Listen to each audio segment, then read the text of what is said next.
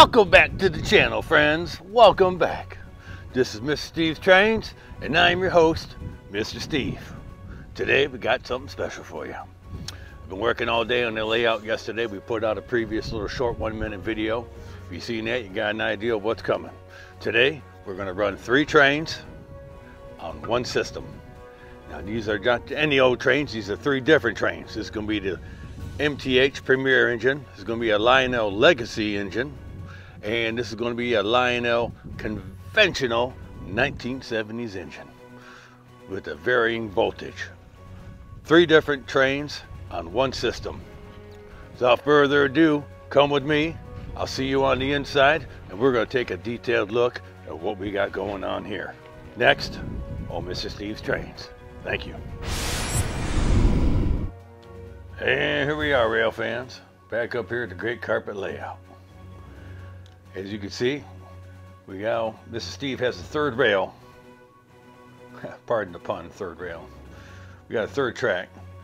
This one out here, this is the 072 with a 10-inch straight extension in there to widen it because of the double crossover located here. Then we have an 072 curve on the 2nd track, and on the inside track is an 060. We got an 060 oval loop running around in there. And that's how we're going to do it. Now we're going to come over here and take a closer look. Oh, real fast, while I got you here. You know, you've seen this. You've seen the old Sprichter roop here, but I just wanted to show off. We got one of these Texaco signs off an eBay seller. What the beauty is, I got the Texaco truck. It's got some lit tail lights on the back. We got some lit headlights on the front. Pretty cool. And I did manage to find me a Texaco tow truck. Those are becoming scarce. So yeah, it's part of our Texaco scene there. And I got a stack of tires, a tire rack. Again, a lot of the stuff we find on eBay. Working on other things, you know, we're working on our train station. But that's not why we're here today. We'll focus on this stuff later. Today we're going to run DT&I from MTH. We're going to run this Lionel Legacy and this Lionel 1970s conventional DTH. That's all going to go through our MTH-DCS system back here. Now, as you guys knew, previously I just got a Lionel Legacy remote, and to run that remote through the DCS, we got a Lionel Legacy brick. It's got that black ground wire. Oh, where is it? If I could point to it. Comes out of there. That ground wire runs around, and it runs to the output over here. This is the ground, and that legacy commands go through the ground on the output side of your DCS, and this is going to run across to the track,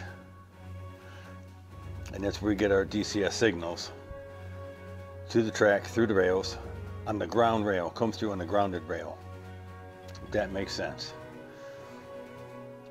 Our DCS system, they don't interfere with one another because they're both operating differently, different signals. So there's no interference. DCS puts the input and it goes through the positive through the rails for your MTH engines. And then we're running a variable voltage over here.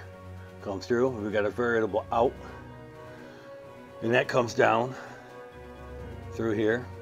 And that hooks up to our 3rd track on the inside. Now, to run a variable voltage, the track has to be isolated, meaning it's got to be separate from your main power, because you can't run 18 volts through a digital command system and then run variable voltage for a conventional engine. Those two, that just won't work. So you have to use both ports. Fixed output and variable output, 2 separate tracks. No connection between the two. And that's how you do it. So let's just get into it real quick. This is 1970s era 027 gauge on a 060 loop. Got some tab, got some Verners. Got our Menards Space Force boxcar on there with my slightly upgraded Weather DTI engine. You see I kind of put some frosted windows in there. I added a light in the back. It looks pretty good. I got to replace the rubber tires on it though. And then you've seen all these before. We've covered all that. I had a nice string of events. Some pre-orders came in, and I really loaded up on some pup trailers. We got the Great Northern, Betty Crocker Bisquick. And then for you, this video probably comes out on a Monday, so you will see world's greatest candy bar, Eclipse All. Clark, Eclipse All, right? And that's on the Pennsylvania Lake Erie flat car. Speaking of the Eclipse, right? Perfect timing. That Clark bar is really cool. I like them trailers. That's really nice. And then over here we have a Sears and Roebuck on a nickel plate road flatbed. Beautiful. Then we got our own very own Detroit, Michigan Stroh's Brewery. And that's going to be on a DT&I flatbed for Detroit, Toledo, and Ironton.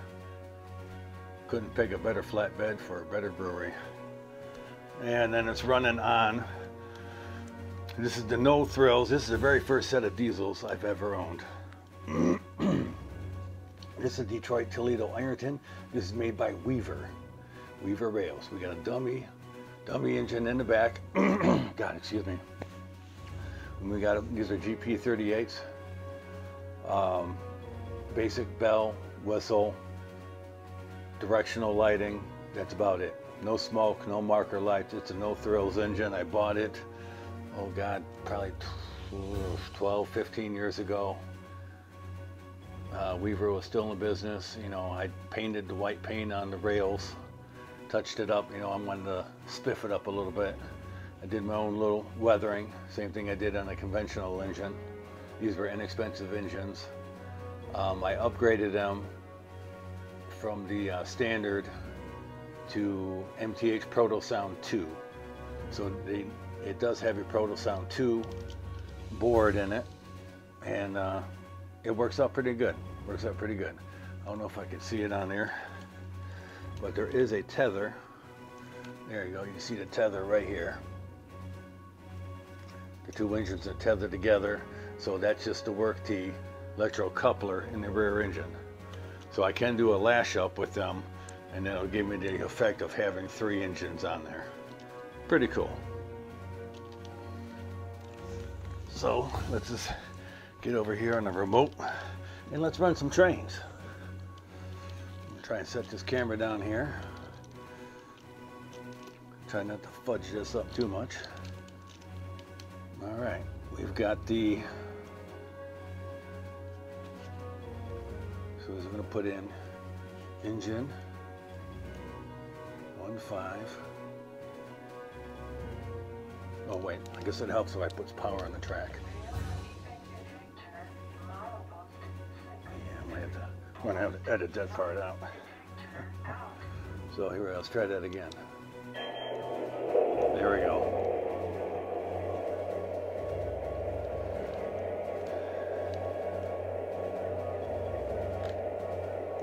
MTH DT&I 200.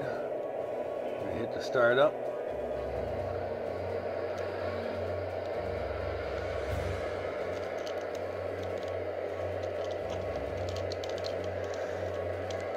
All right. Now to control the conventional, all you gotta do is go to track, go down to conventional. There's the voltage. Now the DCS is controlling the inside track. Now the Right side is for my digital command control, 18 volts. The left side joystick, we got it powered up to 20 volts, and that's for the conventional. I put 20 volts in there because it's going to take a little more power from it. There we go, you can see it power up. We got 7.5 volts. I got a battery indicator saying my battery is going to die in my remote. Hopefully not anytime soon. Now we're going to try and just increase that up. It's starting to come alive.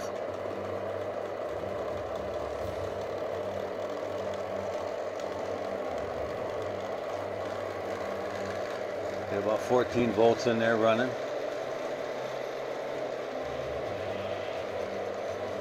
Pretty cool. 16 volts.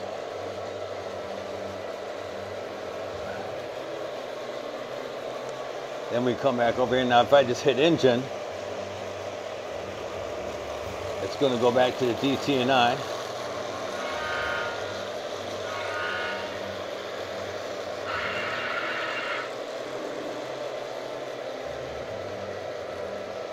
There it goes.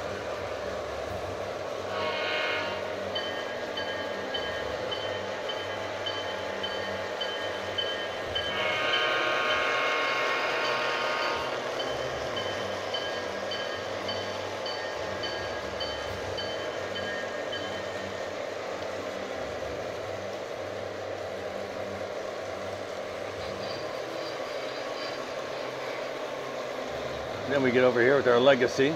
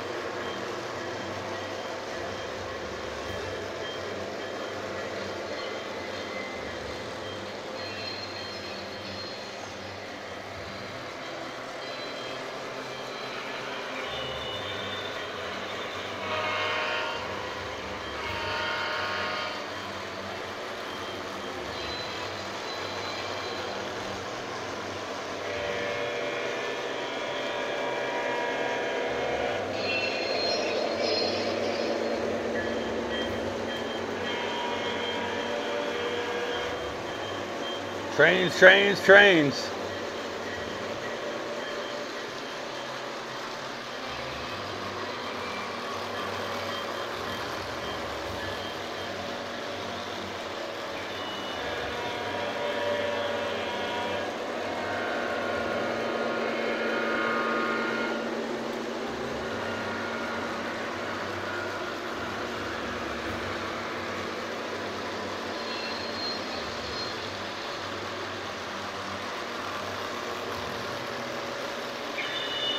And if we want to boost that conventional, we just go back over here and hit the track button.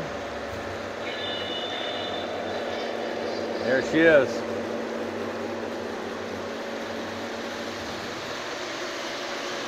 Boy, that baby really takes off.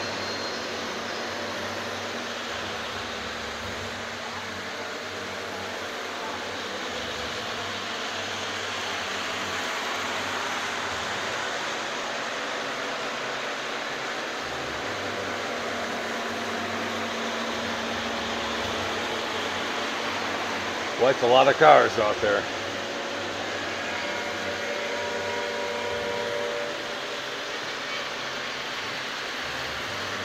Well, I can't even hear the whistle.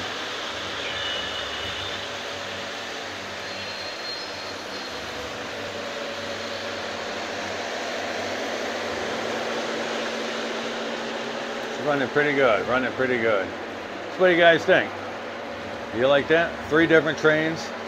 One system, MTH-DCS. I can't complain. I think it just does it all.